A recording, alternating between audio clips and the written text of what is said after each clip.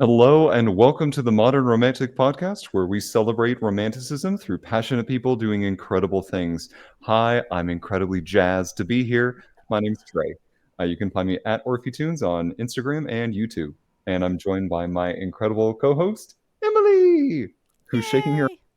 head right now. I'm doing what? You're shaking your head at me. Yeah, because the only thing I could think of was jazz hands. And then I couldn't think of a good joke or anything to go with that. So I was like, as per usual, I'm stuck. And that's okay. That's okay. Yay, jazz hands. Jazz Yeah. hands. I feel like if you say that, you have to say it with that same enthusiasm. We say that at work quite a bit when we're like really not feeling our greatest, and then it's like, "How are you feeling today?" I'm like, "Jazz hands," and they're like, "Oh, you're feeling that level peppy. Got it." Yeah, you can't really say it. Jazz hands. You can't say it like that. It doesn't work the same. Just like No. you can't say Bubbles angry. I've heard that. I'm not going to try. Don't trick Well, me into trying that. dang it. All right. Well, puns about jazz. I'm sure that you can guess who our incredible guest is tonight. But Emily, would you do our guest of honor the pleasure of introducing him? Yes, I would like to welcome the remarkable David Schumacher, a prolific jazz composer, musician, and dedicated educator. His acclaimed jazz album, Edge of the Mind, is a testament to his musical prowess. Welcome to the podcast, David Schumacher. Yay! Yay! Jazz Thank you, hands. Emily. Thank you, Trey. Woo! Yeah, that's right. Jazz hands. Uh, If that you're is driving awesome. right now, don't do jazz hands. No jazz hands. No jazz hands. Which, funny enough, just like random tidbit, not jazz hands, but like if you shake your hands back and forth, to my understanding, that is supposed to be the way of signing applause Oh, yeah. in ASL. Well, David, to kind of kick us off, one, I have to tell you, our listening audience probably knows by now that, I might like music or something. I don't know. Mhm. Um, but more specifically, how much I enjoyed jazz theory, listening to jazz, growing up with not a lot of jazz background, but becoming more immersed in it as I go along in my music career. But I am really curious, how did you get started in jazz? And how did you get into being a composer, an educator? Just how did David Schumacher come to be? You want the whole story. I want the whole story. All right. So, I started early with music, about 4. I started piano lessons. And when I got to 5th grade and they introduced the band instruments, I chose saxophone, not because I had any desire to play saxophone. A friend sitting next to me chose saxophone. So I was locked in at that point. And my middle school band director, Dick Rabideau, who I'm still in touch with, uh, got me into his jazz band in middle school, and he is the one responsible for introducing me to that music and the art of improvisation. And I was hooked very soon in the process, and never really looked back as far as jazz goes.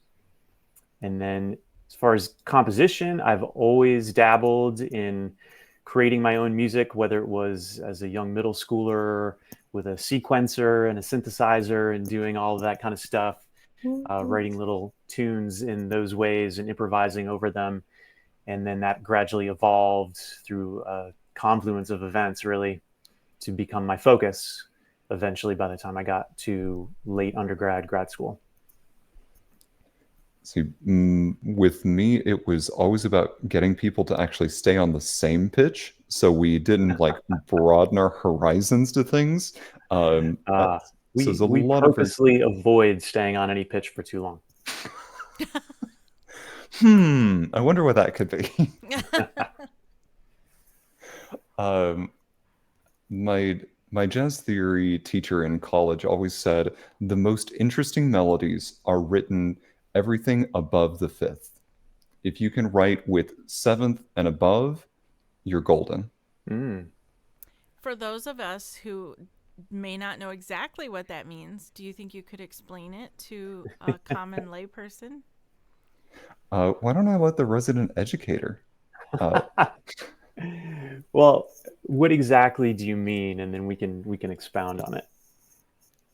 Yeah, what's um, fifth and seventh and Sure. So, like over a chord structure, so you've got typically a three chord structure that can expound with additions on top of it. Um, so, say you have a chord structure of the one, a four, a five, a one, which is your typical cadence structure that you can find in most music.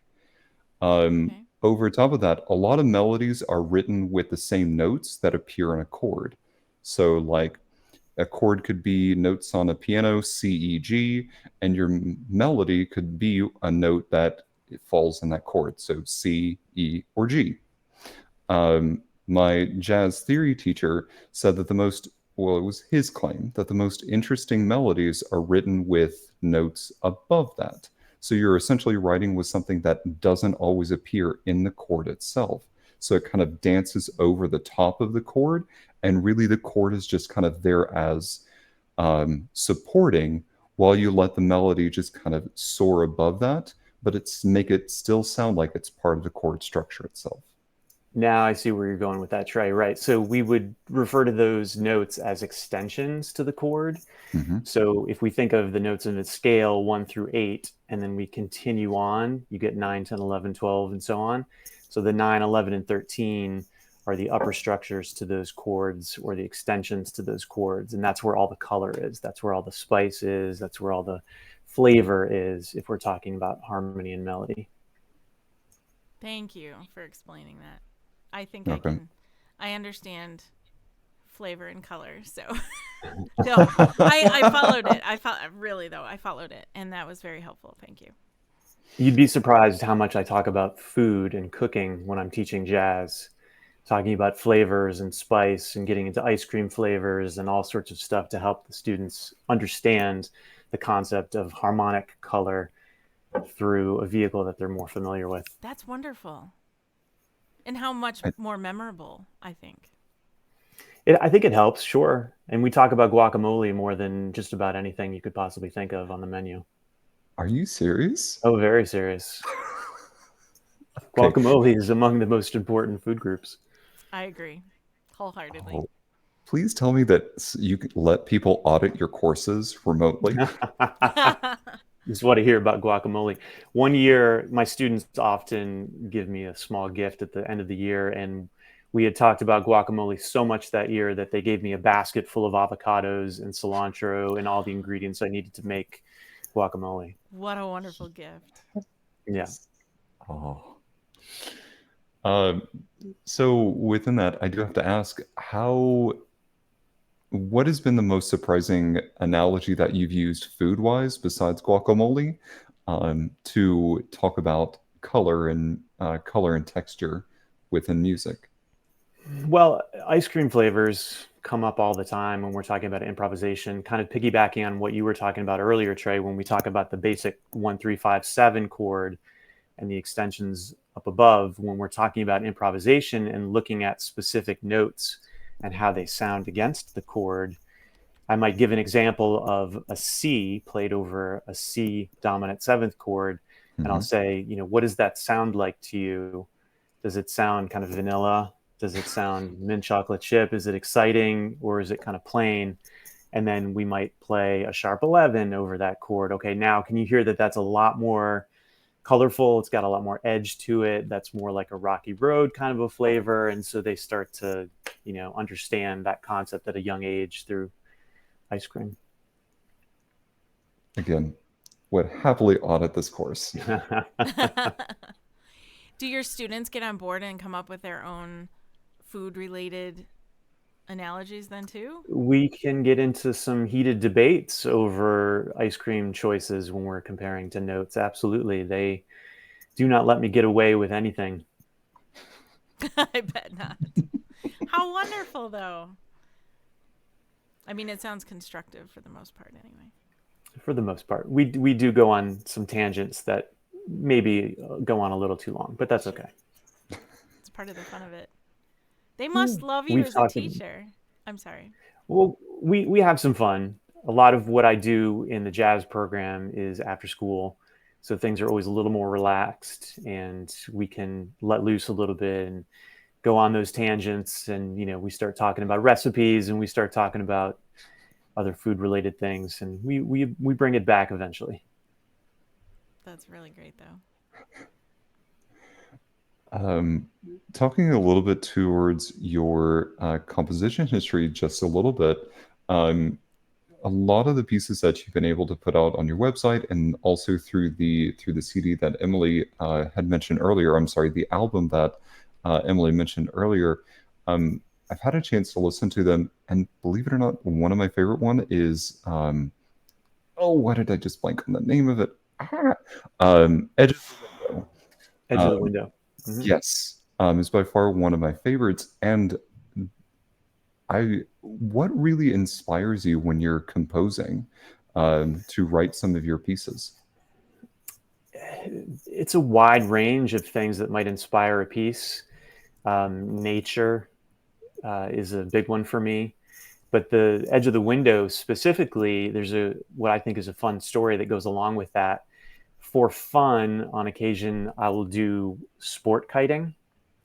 So it's think of a traditional kite, but it's Mhm. on two lines instead of one, and you can actually make the kite do tricks. And so you can make it spin, you can make it dive, you can make it float, you can make it do all sorts. You can make it hover, all sorts of fun things, and that's called sport kiting. And so I was going through a phase where I was doing a lot of this. Neat. And when you talk about sport kiting, it's what's called a wind window. And depending on where the kite is in that window, it'll behave differently. If it's way up at the top of the window, it'll be quite violent in a heavy Mhm. wind. But when it's on the edge of the window, it relaxes and you can make the kite hover at that edge of the window. And so that was the inspiration behind this tune, talking about, that feeling of just sort of hovering at the edge of that wind window. And then there were moments where it goes back towards the top of the window where it's more violent and such. So that was the premise behind that piece. I like it. I'm now going to have to go back and listen to that, knowing that story. I've never been wind kiting before, but I'll get back to you. I'll let you know. I'll let you know. It's I've quite fun. Yeah, I've seen it before, but not like up close. Yeah, I mean, in Newburyport, we're right on the ocean, right on the beach. So I'll go to the beach with my boys, and we have a few of these kites, and we'll fly them together, and it's a lot of fun. And then we recently got into a more advanced level of sport kiting, where it's a huge foil, 6 or 8 feet wide, Cool. that will literally pull you down the beach in a stiff wind, and you have to put every bit of energy you have into digging into the sand so that you don't get tossed into the ocean. It's Sure. quite fun. Tossed into the ocean. Have you been tossed into the ocean? No, but we've definitely face planted a number of times. I'm now half expecting a piece to be called face planting. Yeah, exactly, right. Right. We'll watch for that. That's great. Sorry, Trey. No, I was. I thought you had it. No, this Go is for how it. we do. We don't want to talk over each other, so we like purposely avoid each other. We're just gonna um, keep like leaning into each other until we're just like, "Are you gonna take a question?" right. Um, I had a question in my brain. What I guess what is something about what you do, or what part of what you do makes you go, yes, this is why I do what I do? Well, that depends. As a composer with my composer hat on, it's hearing a new piece for the first time performed. That is a transcendent moment that you just can't replicate anywhere else. It's pure magic, pure magic. Um, so with the composer hat, that's where I land. And as an educator, it's getting the feedback from your students and your parents that you have in some way impacted their lives. And that's a wonderful feeling. One of the things that I love about what I do as an educator, I am throughout the entire district, throughout our entire instrumental music program. Okay. So I start students in fourth grade and I work with them continuously in various capacities all the way through graduation from high school. So it's entirely possible that I'll work with a student for 9 years in a row, Wow. and you can really develop a great relationship with the students, with their families, and with the community in that kind of a situation. It makes it a little tougher to see them graduate because you've gone that far with them, but it's a wonderful thing to see them grow, to see them mature, to see who they become as human beings, not just as musicians, and that's beyond rewarding. That's awesome. Yeah, what a reward. If someone was considering joining your jazz program, what's one thing about the program that you would want them to know prior to diving in head first? We're going to improvise. And there's no way around it. Students can be very hesitant to let go and improvise freely in front of their peers. And so I try to get them warmed up to the concept in elementary school. So we do improvisation exercises as early as fourth grade. And hopefully by the time they get to middle school and they can be in the jazz band, they've done it enough times that it's not some new scary concept, but something they've been doing since their very first year. That's the concept anyway. Awesome. That was honestly one of the most nerve-wracking things to be asked to do with jazz for me. And so I'm so glad that you do it early. I think it's really important because otherwise you build that anxiety over something and then it becomes much worse in your mind than it really is in reality. But improvisation is the most beautiful part of jazz, and for me, the most beautiful part of music. And I want students to get to a point where they feel comfortable to do so in front of their peers. I mean, if you think about it, and this is what I tell my students, improvisation is actually in many ways easier than sitting and reading the music on a piece of paper in front of you, because you can't get anything wrong. You literally can't make a mistake. So I try to empower them with that confidence that there are no wrong notes. You cannot do anything incorrectly. There's no rhythm you can do that's going to be wrong, no note you can choose, and hopefully get them to a point where they're just free to explore. And then obviously over time, we work to refine those skills so that they become an effective, mature improviser. Please, somebody clip that. So I have a question. I have a lot right now because not knowing much about jazz myself. I mean, I've listened to it and I do listen to it, but I don't think I realized how much improvisation might go into it. And I bet there are a lot of people, unless I'm alone and everybody else knew but me, I bet a lot of people don't realize how much improvisation actually happens. This is a new concept for me. Can you talk about that a little bit? Sure. I mean, it depends on what you're listening to specifically, but in general, especially if we're talking about traditional jazz, 80+% of what you're hearing is improvised. And that's not just from, let's say, the saxophone player or the trumpet player, but everything the bass player is doing, that bass player is improvising continuously because they're walking bass lines that are not predetermined. Wow. So they're continuously improvising as they play. The pianist or the guitarist or a vibraphonist who might be accompanying the soloist or the people playing the melody, they're improvising what they're doing to accompany that person continuously. The drummer, even though they have somewhat of a prescribed expectation of playing, let's say, a swing groove, they're still supplementing and embellishing that groove in a number of different ways that, again, is completely spontaneous based on what that person, that musician, is hearing in the moment. And so, again, for me, that's the beauty of jazz, is that you never know what's going to happen. And if you are open with your ears and you are in the moment, and we can talk about mindfulness all day long, you will make some music. That's where the magic happens. That's pretty awesome. I guess I just didn't realize. I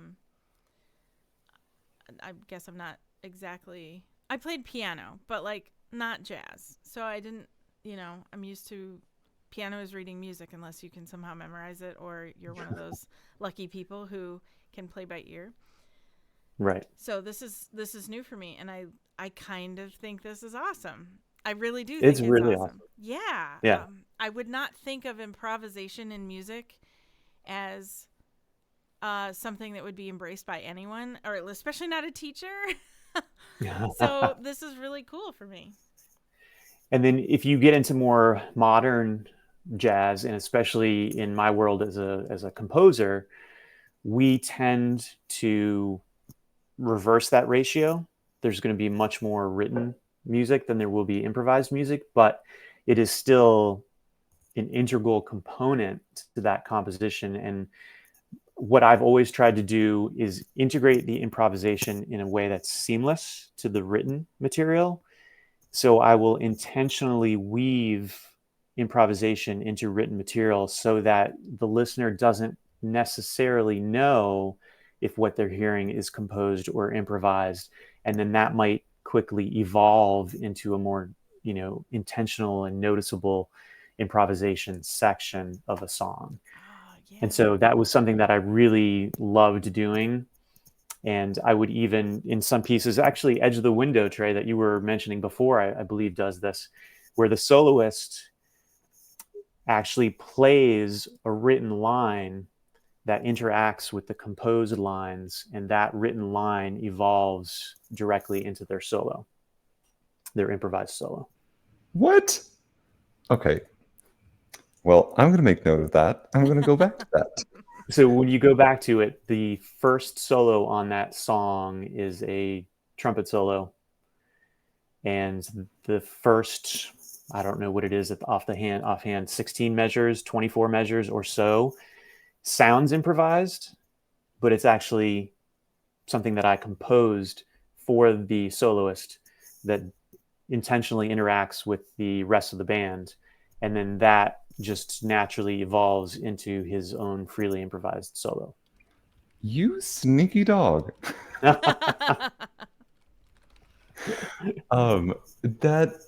That's brilliant. I love that so much. Yeah. It's fun to, in my opinion, it's fun to confound the listener's expectations. And as a composer, you can have a lot of fun with that. And you can trick the listener, or you can try to bring them on your emotional journey to a greater degree by doing things like that. I'm going to interrupt real quick. Okay. Real quick. I have 3 things. One, Okay. and this is a tech thing that we just need to maybe address quick. I think it's possible if you're using the mic that's attached to your earbuds that maybe it's hitting your shirt a lot. Oh. And so if you can maybe hold it away from your shirt. Sure. Or at least, because when you're moving, I can hear it brushing something, and it's just creating some noise, and I don't want to hurt the quality of your voice in recording. So we're good. I wasn't sure. I was sitting here watching to see if Trey was moving, if it was him or not. I don't know. So I think sorry. And then the other thing is we have 2 things from the chat. One is Josh said, I had a crutch for improv. If you hit a funny, wrong sounding note, just bend it up or down a half step. Right. So there is an expression in jazz that you're always a half step away from a correct note. Okay. I get it. Right. So, and then there is also the expression that there are no wrong notes in jazz. And that is true so long as you resolve those notes along the way. You can get away with anything that you want. Oh. Okay. So again, that's the beauty of tension and release. In jazz, we talk about these extensions that Trey was talking about earlier. and how they create an energy against the chord. And sometimes that energy can just sit and float, and sometimes that energy needs to resolve, otherwise it becomes abrasive. Yeah. Yeah, I think we've all we can relate to that. And that's true for a lot of other art areas as well. And then the other one was Josh also asked, what eras of jazz inspire and speak to you? Wow. So the most influential would be, my one generation before me in the world of modern jazz composers. So people like Maria Schneider and Bob Brookmeyer and Jim McNeely, um, their approach to composing jazz was revolutionary on so many levels. And so trying to live in that vein and carry that music forward in some way that reflects my own personal experience rather than their own is, I would say, where I taken my greatest inspiration. Awesome.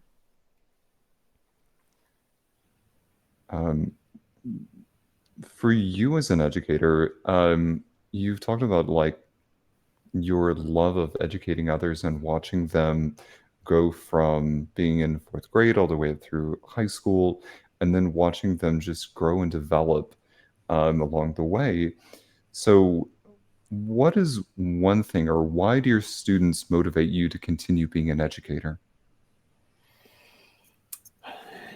Seeing that growth and watching those students mature and knowing that you have made a lasting impression on them, you have given them something that they can take on their journey through life is just a magical feeling. So that's what I love to see. I love to see that student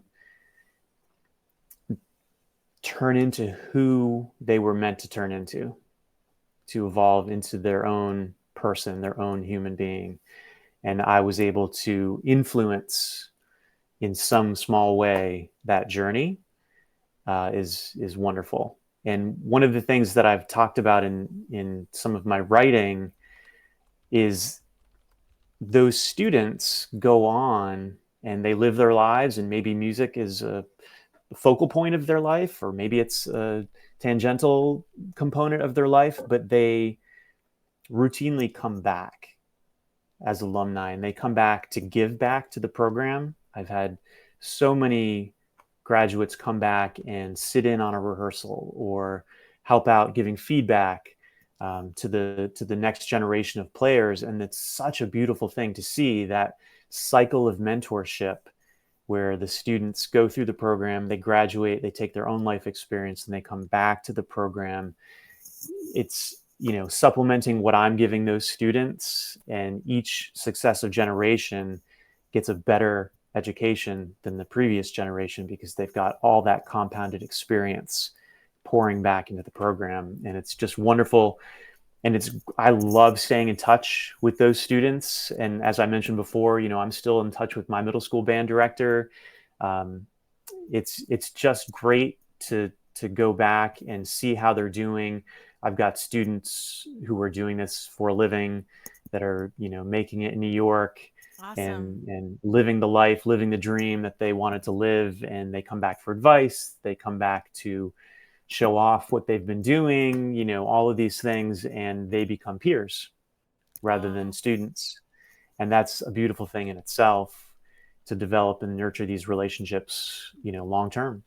And that's something that, your average English teacher or math teacher doesn't get to enjoy.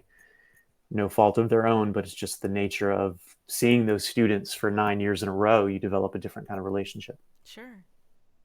That is so cool. How awesome to be able to see someone grow up and having taught them so much yourself and go and make a musical life for themselves, and you get to see that happen and go It's on that beautiful. journey with them. And there have been several students who have decided not to make music a focal point of their life, Mm-hmm. but they still come back, or I bump into them at a function and they'll say, I'm sad that I don't play anymore, but these skills that we learned in the jazz band or in whatever ensemble they were a part of, those skills that we learned, I'm still using in my job as a computer programmer. I'm still using those skills in some other way. And that, what we're teaching in music and the arts in general, these are life skills. These are skills that transcend any specific path. And, again, that's wonderful to see these students embracing what they've learned and applying it in a different direction than maybe was expected at the beginning. Yeah, that's awesome. And lifelong things they're taking with them. Lessons you taught them, things they learned, music, knowledge in general. I mean, you Right. can't hear a song on the radio even without taking some knowledge that you gave them or they learned with you, and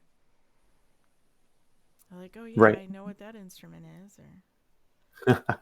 And we're surrounded by music, and we don't realize the degree to which music is a part of our life, because sometimes it's just in the background. We don't really focus on it, but it's such an integral component to how we live our lives that to be, musically ignorant is a challenge for people, because we do need some skill set to be able to navigate that world and allow the music to do its job of, helping influence your personal well-being. Yeah. Kaz, who's in our chat on Twitch, said music is literally life, and I stand by that. It is.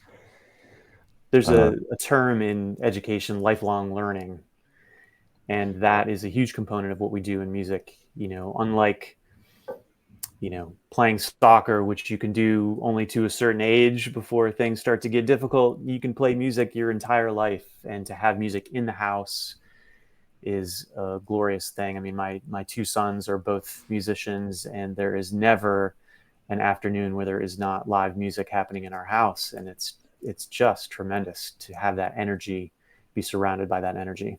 So I'm hoping that all of my students, again, are able to keep music in their life in some way, because it's a wonderful tool to help navigate through any situation.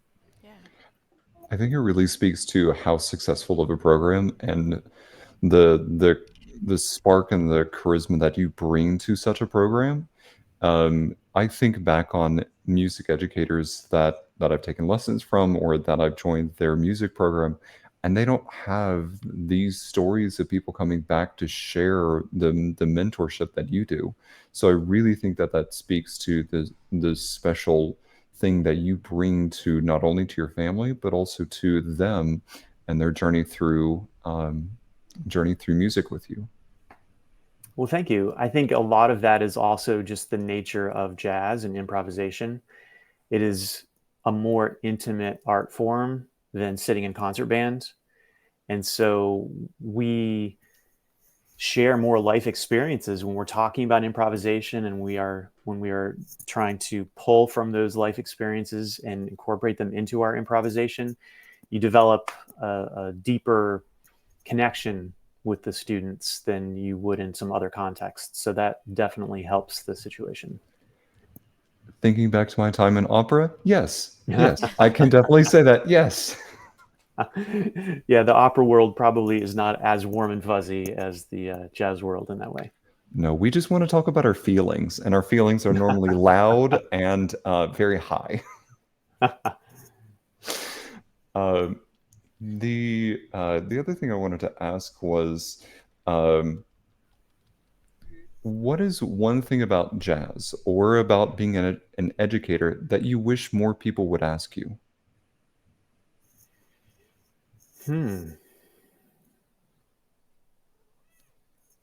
How much guacamole do you want?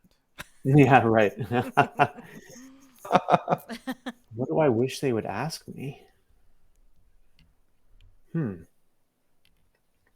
Well, I think it's a great conversation for students to have when they start to think about what they're going to do with music for the rest of their lives, so that we don't get into a black and white, am I going to do music or am I not going to do music, but how can I incorporate music? Because a lot of my students are very musical, but they don't want to pursue music. So maybe they have strong math skills or physics skills, and they would be perfect for, a sound recording program, or they would be perfect for acoustic work. They would be perfect for some other field that incorporates music. So not seeing music as this or that, but seeing music as more prolific, and the opportunities to incorporate music into their life, into their work life, would be a great place to start. I agree. There, even in my undergrad, there was this small recording. Um, Someone was trying to start a recording program, bought all the technology for it, bought everything for it. Um, but the school itself didn't really seem to embrace it at the time. And Mm. this was 2007, 2010 ish. But I recently went back on their website just to see where the program has grown into. And they now have not only a degree in audio technology, they now have a master's in it. They now Yes, have all of these other things that are being supported by the arts, whereas before it was either you are a performance or you're an educator. There right, was no tangential um, program to explore.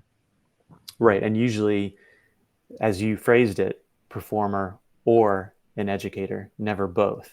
And that's a huge problem in our higher education. I think we separate those two things. And in order to be a good educator, you need to be a good musician. And in order to be a good performer, it's helpful to have those skills on the other side. So I'd like to see some more blending of those two worlds. Mhm. But you're right. The engineering side of things is a new phenomenon, and it's growing considerably.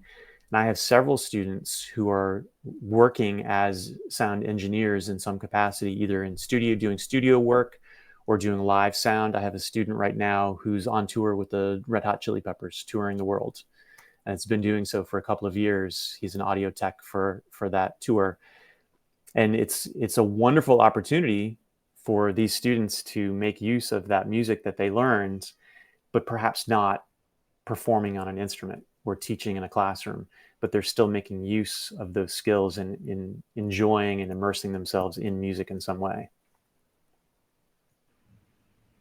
I really want one of them at some point just to walk up to one of the instrumentalists and just go, "Yeah, you were flat there," and just walk away. Yeah, that would be a fun reaction to see. From our chat, we have a few comments I want to make sure we get read. Um, One of them is, my kid is autistic, and my only way to communicate with them is music. Music is so beautiful and so amazing. A good music teacher can change the mind and hearts of their students. I did see that comment, and I did mean to come back to it. Absolutely on point.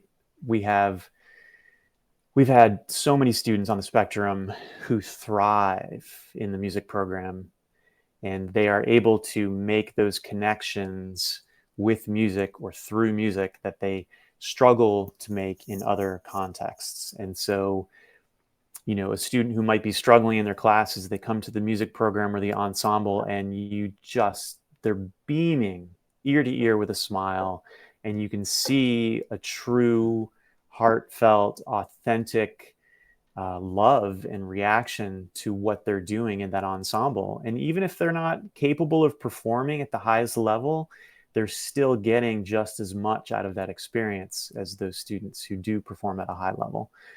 And further, I've had other students on the spectrum who have been phenomenal musicians. They tend to have excellent ears, and they can do all sorts of remarkable things, maybe not in the traditional sense of reading music on the page, but using those skills with their ears to create music, to improvise, and come at it in that way. And so it is absolutely a wonderful outlet for those students. Absolutely. The other comment was, I really want to know if David has seen the video clips that have been zooming around the TikTok app of a trumpet player playing, and the way he plays his trumpet will give you the goosebumps. I have not. I will admit freely that I do not have TikTok or see TikTok ever. You know what, Kaz? Send that to me, and I want to see it. And David, I'll be happy to forward you the link. Okay. Yeah, I want to know what this is because I don't know it. I'm curious. I'll send it to you too, Trey. We'll figure it out. So if let's pretend for a second I'm not much into jazz. Like, I've heard some of the names. I've heard Coltrane. I've heard of Charlie Parker. I might not be able to pick out which one those are if I hear music. So let's pretend I want to. I'm interested in learning more. I want to hear more that maybe is. How do I put this? I want to hear some of the best jazz out there. Who are you going to recommend that I listen to? Well, that is a really tough question because there is a short list of people that you absolutely need to listen to at some point, but I am very careful to suggest people follow their own thread. So everyone gets into this music from a different place. Yeah. I came into traditional jazz from listening to Spyro Gyra and Weather Report and like the Brecker Brothers and electronic wind instruments and all of this crazy technology of the early and mid 80s. I had never listened to Charlie Parker or Miles Davis or any of those people until I went to music camp one summer, and everybody looked at me like I was crazy. Why are you listening to that stuff? You need to listen to Charlie Parker. You need to listen to these other people. And I started to do so, but it was very foreign to me, and it took a while to get into it. So eventually I got there, but it was important for me to do it through my own thread, my own journey. So when you listen to something, it pulls you to something else, and it pulls you to something else. It's like real life Pandora. So whatever music somebody is listening to now, if you just take something else in that direction towards jazz, you'll eventually find your way towards that short list of traditional jazz masters that you should get to at some point. Thank you. Yeah, I mean, obviously, music affects everybody differently, and like you said, everybody should go at it through their own thread. They should. And so I definitely, I just wondered who's your go-to? Who's your top? Who's my go-to? Yeah. It really depends on my mood. Yeah.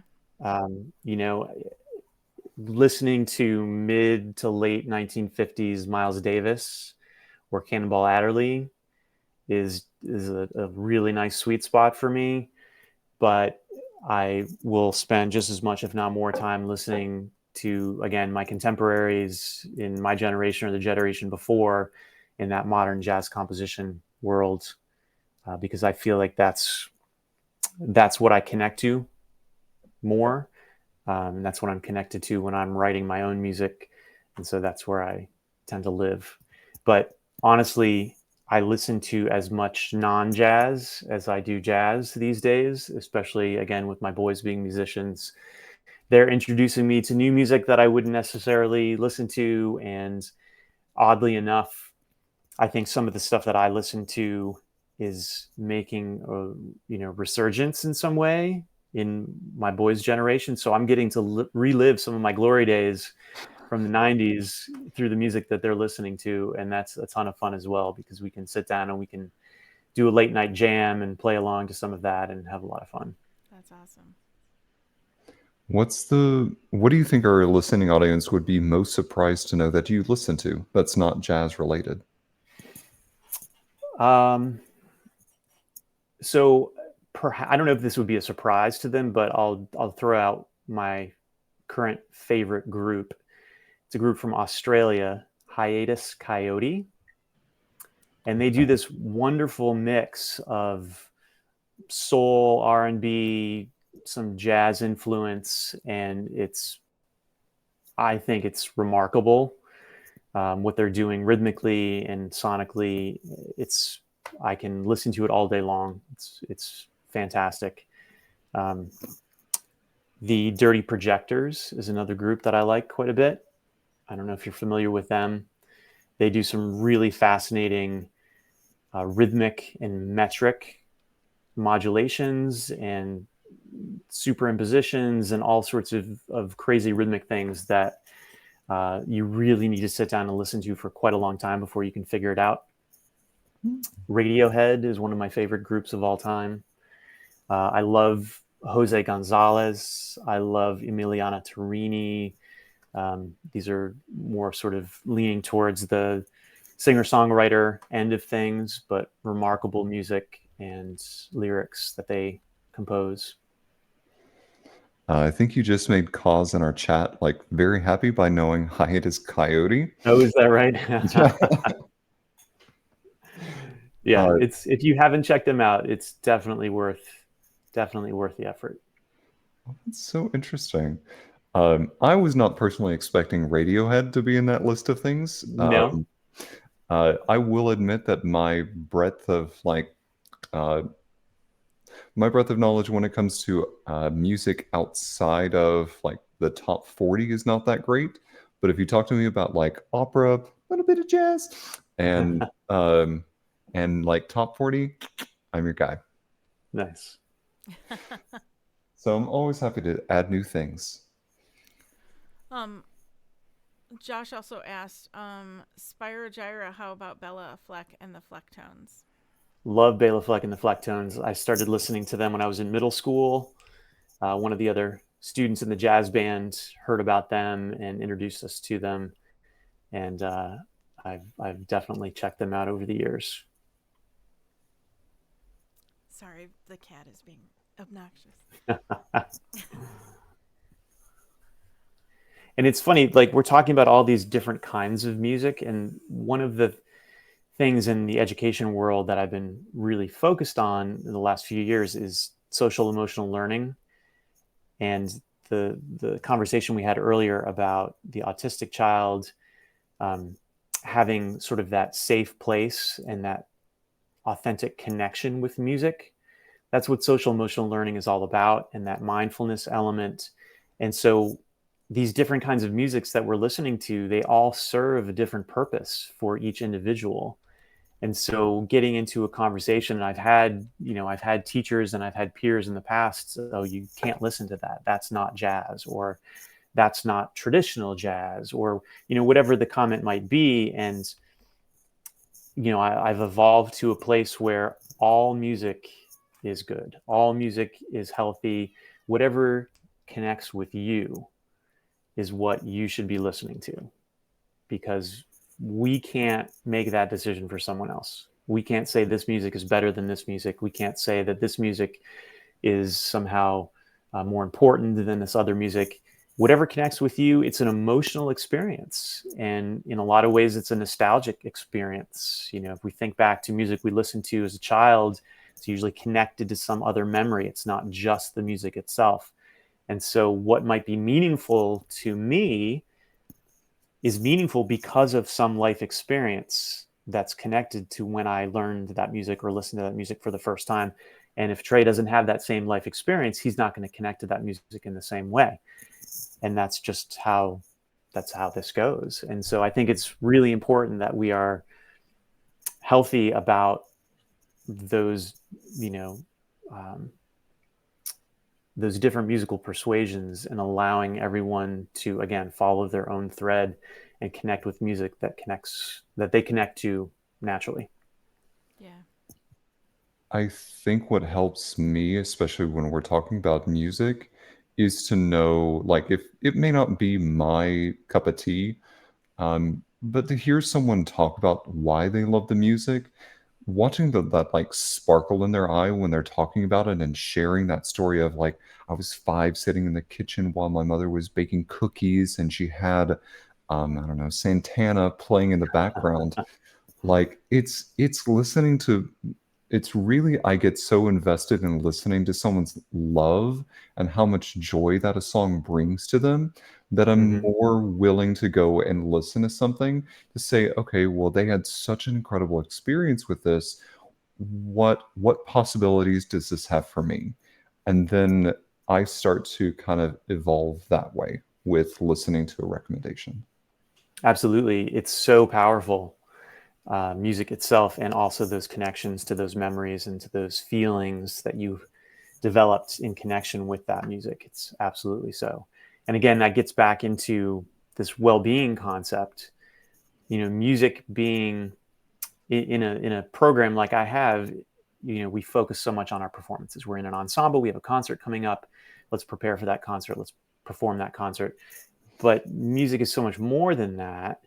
It Mhm. has so much power to impact your own personal well-being and that of the people around you, the community around you. And that's one thing that I've really tried to focus on with my students is understanding and recognizing that power for themselves and for others. So you can play your instrument and you can do so well, but you can also use that music as an instrument for good, for change, for impact in other ways for other people. And we can think of music as sort of being not something that we do for ourselves, but a gift that we give to others. And that becomes so much more powerful than just sitting in a seat playing your saxophone trying to get the right notes for the concert coming up. And that's where we make that connection to those life skills that we were talking about earlier, and that lifelong learning and keeping the music and what you learn through that art form uh, present as you go through your journey, and being able to apply it in other ways and other places in your life. Yeah. Yeah, I hear that. And a lot of that, if I'm just continuing on that thread, so much of that for me comes out of the pandemic. Mhm. That experience really changed how I looked at education, music education specifically, Yeah. because we were forced to go different directions than we were used to going, Mhm. and looking at music in different ways. And through that new lens, for myself, I really dug deep and asked some heady questions of, what do I want music education to look like? What do I want my students to walk away with? What skills, what understandings? And it was different than what I thought it was. And so, again, learning about music and the power it has for well-being, learning about empathy. We do all of these community events. We do Veterans Day, we do Memorial Day, we do all of this kind of stuff. And if we're honest, the students of this generation don't usually have a strong connection to the traditional music that you'd perform in a ceremony like that. Mhm. And we learn that it doesn't matter if you have a connection as the performer. The whole purpose of our performance is to give to those people in attendance for whom that music is tremendously meaningful. And so bridging that connection to your audience is so important as a performer of any art form. And it really started to make a noticeable difference for my students when they started thinking about it in those ways, rather than just, oh, I'm playing this music that I really don't like for these people I don't really know. And so that has become a very important thread. I'm kind of taken back to learning a piece when I was in undergrad from Kurt Weill's Street Scene. And it's a scene in which this father is just kind of coming to grips with being a very staunch conservative that he is. Um, and really, at the time, I was so incredibly liberal that I had a really hard time connecting with this piece itself. And I remember just being so frustrated. Vocally, it wasn't coming out. Musically, it wasn't coming out. It was just, I'm singing notes on a page, I'm just performing it. And I remember some conversations that I had to have with my voice instructor where we spent probably half of my lessons just talking through the piece, and he just was talking to me about my thoughts. What is this person angry about? What are you currently angry about? And trying to help connect those things together of, you might be at odds with this particular piece, but if you dig and you really think about it, where I was at the beginning of the semester with the piece and where I ended up by the time of my recital were two incredibly different things.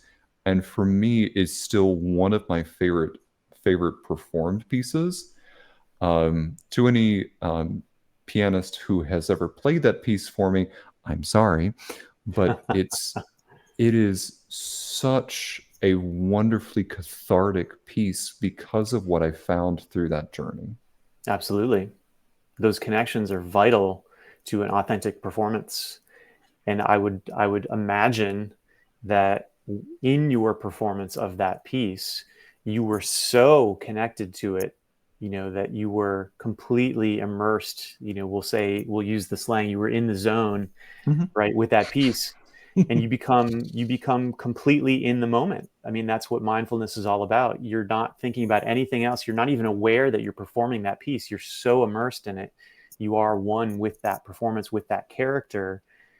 That is just, it's an elusive experience, but it's a magical experience. And if you can find that even a couple of times, in your career, then you've done a wonderful thing. I Hey could guys, it's not Josh. agree. I gotta jump in here for just a second because uh this is really getting to me in a really great way. I just want to share a quick experience that I had. Ninth grade concert band. And I was playing with the high school band, everything else, and um we were tapped to play for a ceremony down in the harbor. I grew up in Duluth, right on Lake Superior, so there's big maritime area there. But we were playing a couple of pieces for Pearl Harbor Day. And there was a presentation going on and all of this for veterans from World War II that day specifically, so on. And we'd been practicing Battle Hymn of the Republic for months.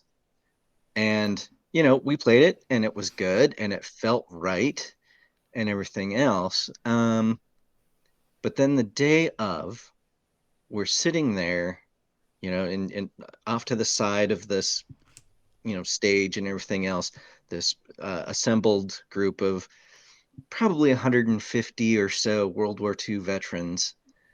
And we start playing that song. And within, I don't know, a handful of bars, you could start seeing the emotional impact ripple through that crowd. Mm-hmm. And by the time we got done, and the version that we played had a bit of echo taps. So you have our lead trumpet playing taps in front of our group, and then our second lead trumpet had gone out to the entryway of the building and was playing it from outside. So you get this call and response. And I'm getting goosebumps just thinking about it now, even. There wasn't a single dry eye in the place, band included. We're ninth, 10th, 11th grade. We're not, that's not who we are as teenagers. But every last one of us, every person in the place was absolutely moved in that moment. And it's still to this day, probably one of the most powerful musical memories that I have. Yeah, that's a beautiful story. I'm glad that you had that experience, and I'm glad that your band was able to give that experience to the veterans that were there, because that's exactly what music is all about. Like, that is Right? the power. That is why we do it. And if again, if we can inspire this generation of students coming through to to see music as that gift that they're giving to others in moments like that, then we've done our job. Yeah, that was really a turning point for me in my musical career. Up to that point, it'd been fun to play, Hmm. but I hadn't had that emotional gut punch Right. where you're seeing, like you said, David, we're giving them this wonderful moment, and yeah, it's phenomenal. Absolutely.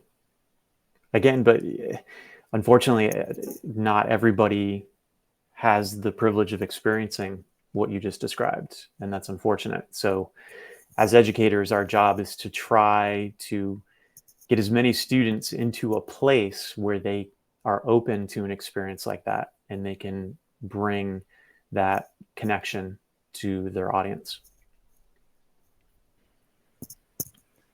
To anyone who's out there listening and thinking, should I take music lessons? Should I go take voice lessons? Should I? Yes. The answer is yes. Yeah, it is. Yes. Yes. Yeah, Kaz in Um, the chat said that music had life and it gave life to every person, every single person. Everyone felt it. The music moved hearts. Commenting on Right. Josh's story, I believe. Right. Because, like we were saying before, it's not just hearing that music. That music brings memories and experiences and emotions with it. And that's where that power is held for those listeners.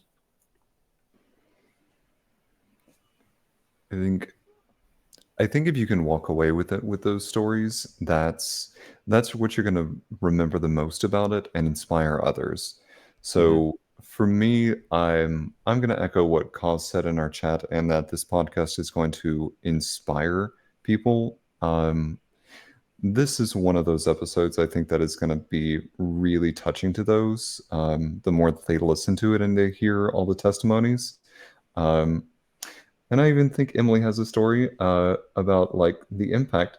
Because immediately after the episode with Jen Beaupre, um, you were talking to me about like what you wanted to do with music. Yes, was she forced to sing a little bit on our podcast? Yes, but Yes, I was. still, she was talking about like the joy that came from doing that and what she kind of wanted to do, and like yeah, it was terrifying, but how much like fun that was, and I got you out of your comfort zone. Yeah, it was definitely out of my comfort zone. I went into I went into that episode going, I'm not gonna sing. I'm not singing. She better not make us sing. In fact, even before the show, like like that behind the scenes, a few minutes we have where we chat till we go live. I was like, we're not singing today, Jen. And she was like, ha ha. Yeah, you put me on the spot on a live show. I will sing. And so I did. But yeah, like I think there's something in a lot of us where we see great singers, great musicians, people who have touched us somehow with music, and we want to be part of that somehow. Whether it's we want to sing too, or we want to play too, we want to, we go to concerts to feel that. We go experience music again and again and again to feel that and be part of it somehow. And that was one thing that I always thought I struggled with was, and we won't go there, but I always thought one day it'd be cool to learn how to sing. One day it'd be cool to be able to really sing. I used to dream about it, where I would, I'd wake up in the middle of the night and be like, oh, that was so cool. I got to I had a dream where I could actually sing and hit actual notes in front of human beings in a crowd. And I would have dreams like that. And I thought, well, one day it'd be really cool to be able to do that. But I can't sing. But I think the Jen episode really turned my attitude around on that, because even though you hear people who can sing go, oh no, it really is just practice. It really is just working at it. And you're like, But yeah, like what you said, go take the music lessons, go learn how. You can learn how. You can go and be part of it in those ways. And if I can sing on live podcast episode, you can too. I would say it that way, but yeah, I think there's probably another whole episode we could do on accessibility, and Mhm. I wish we had the time to explore that here in a way that we could actually tackle that in a meaningful way. I struggle with that myself. But I do believe that if you put your mind to it and you practice, certainly if I can do it, you have some ability to do that too. And you should. Absolutely. I've heard so many people, parents of students, say, I don't know where my son gets this from. I don't have a musical bone in my body. Well, you just haven't exercised those musical Right. bones in your body is all. Mhm. Right. Or your voice, for that minute. Same thing. Right. It's funny. I actually told Seth upstairs that he would be a really good singer, but he always does like bits and parody of things. And so, but every single time, like I was telling him yesterday, that he will parody sing a song and he'll intentionally like sing it in a weird voice. But the strange thing is that he's always on pitch. He has good rhythm. He can match pitch when I sing with him. So, hi Seth, I see you. It's time to do karaoke. That's how Gonzo started. It was the Really? same thing. It was, I can't sing, but I can sing in Gonzo voice because if I screw it up, it's just Gonzo. It's not. Now I have a multiple personality. No, like, no, I could just do Gonzo voice, and then it was funny. If he messed up, it was no big deal because it was like the silly voice. It wasn't my voice. Right. So Gonzo. And that, oh, go ahead. no, I was just going to say that makes total sense because students usually can hide behind their instrument in a way that makes them comfortable to play. But if Mhm. you ask them to sing something, even if it's not pitch dependent, they won't do it because you're not hiding behind anything with your voice. But if you do the Gonzo voice, now you've got something to hide behind. So it makes it easier. Right. Kaz in our chat said, "Shh, don't out us like that." Um, I think, if I had more music educators like you, thinking outside the box, encouraging to think beyond the classical rules of what is out there, that there would be a lot more people having this conversation of connection between people, having a connection to music when they're performing it. And yes, let's not discount that there is a little bit of technique that's necessary, but the broader approach of that is that there is so much emotion that can be in music, and if you disconnect from it, then you're just performing notes on a page. You're not performing music. And Absolutely. and so I really wish that there are more music educators like you in the world. And I wish that anyone who gets to hear you speak and gets to hear your presentation on empathy really gives it a good listen. Thank you. Appreciate that. Kaz said, "Excuse me while I hide behind my harp." I cannot. Should I create a diversion for you, Kaz, so you can go hide behind your cart? And now, a rousing rendition of "Oh Danny Boy" by Gonzo. I'm just kidding. We're not doing that. I was really half expecting you to, and I was honestly kind of hoping you were. This But has been such a solid episode and such a touching episode. I'm not going to ruin it with that. So duly noted. So, I had a question, and just like that dang butterfly, it just flew away. it's probably my fault. I'm sorry. That is okay. I will think of it at some point. Go for it, Emily. I was just gonna. Kaz has bagpipes for that. She said, "If Emily sings Danny Boy in Gonzo voice, I'll have out my. I'll have my out of tune pipes. Okay. Well, maybe we could create a whole episode around that, cause it'll be like the New Year's extravaganza of Trey needs earplugs. That'll be a Man.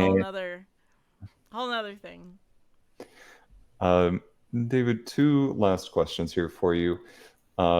One, so say someone is kind of feeling down and out about the way that they are performing their music. They feel like they're connecting to it, but it's not eliciting the responses that they're wanting from it, and they come to you asking for advice. Hmm. What do you tell them? I would ask them first if they are clear with the goal of their performance. So, what are they trying to achieve with that performance? Because I think it's a sort of backwards by design situation. You need to understand the goal in order to prepare for it properly. Mhm. So, I'm guessing if they're feeling a disconnect, then they haven't yet truly embraced what they're trying to accomplish with that performance. So again, like the Veterans Day performance example we were giving before, you are giving those veterans an emotional memory, or you're supporting an emotional memory for them and bringing them back to a place. And in order to do that, you need to prepare in a certain way. Otherwise, you're not going to connect with that music. So that's probably where the disconnect is for that performer, and we'd want to start there. That's a really great answer. The Thank you. empathy. Yeah. Thank you. And Cause has a question. Um, how does one get out of music burnout? Sorry, let me read that again. How does one get out of music burnout? As one who had a terrible, horrible, horrible music teacher that almost made me completely quit music permanently, how can you get that connection back and feel passion in the pieces again? Hmm. So there's two things at play here. It's very easy, and I've had this experience myself with some of the influencers on my musical journey along the way, where they impose restrictions on what is acceptable and what's not acceptable. Could be the music you're listening to, could be the music you're writing or performing, and you start to close yourself off to other musics, other experiences, other contexts, and that only does you an injustice. So making sure that you kind of back out of that situation a little bit and realize that there are probably some barriers that have been put in your way, emotional barriers, whatever they are, and addressing those and seeing if you can get beyond them. And once you do, that sort of innate joy of playing or listening or participating in music in some way will be there again. It's not that it's disappeared, it's just covered up in some way. So for that person, finding the connection that initially got you into music in the first place. Was it listening to Foo Fighters and jamming along on your guitar? Then go get that Foo Fighters album, grab that guitar, and start playing your favorite tunes, because that's why we play music in the first place. And it's not about what the music is. It's again about how you connect to it. So, if we want to say get back to your roots in some way, and just start fresh without those barriers, that's the way to get that done. And I've had to do that myself over the years, where I was, feeling pressure from a little voice on my shoulder that said, you need to be listening to this or going this direction, when really my heart was telling me, yeah, but I'm connecting to this over here. And that's a difficult battle. Yeah, you're right. She said, because I'm sending this to my old harp group that was ruined by that teacher. We all have burnout and they need to hear this. Mm. We need more harp. So, cause we'll schedule a concert at some point with Yeah. harp, and we need to hear this. No, Archer, not more cowbell, please. I'm just amazed that there was a group of harpists. Yeah, isn't that amazing? Phenomenal. Yeah, let's get this group back together. What in the world? Tell them we said so. Hmm. Just need a really big truck to take that show on the road. Yeah. Yes. We'll make that happen. Who do we know with a really big truck? I'll ask Jasmine. I feel like every time we've been like, I wonder if we could find a oh yeah, Jasmine. She can get a castle, she can get a really big truck. A horse trailer. You know what? That might work, depending on the size of the harps. That might actually work. Well, David, I this has done wonders. I'll echo a comment that I saw earlier to say that I, as a music person who have been studying for a while and taken a slight hiatus, I have feel more seen tonight in a while than I really have in a while, and that's not a common experience. So when I say it's truly been a joy to have you on this podcast, I really do mean that. Thank you, Trey. I appreciate that. It's been a pleasure for me as well. I'm glad. Before we go and before we wrap up tonight, I want to make sure that our listening audience and this incredible group of harpists that is going to have a fabulous reunion tour can connect with you. Where can some of our listening audience connect with you? The easiest place is to go to my website. So that's davidschumacher.com. And there you can listen to my music and you can keep up to date on projects that are coming up in the future. Awesome. Awesome. We'll watch for Well, that. yeah. And to any music educators looking for pieces, David Schumacher has some on his website as well. Just going to put that slight plug in there. Thank you. They are available for purchase on the website as well.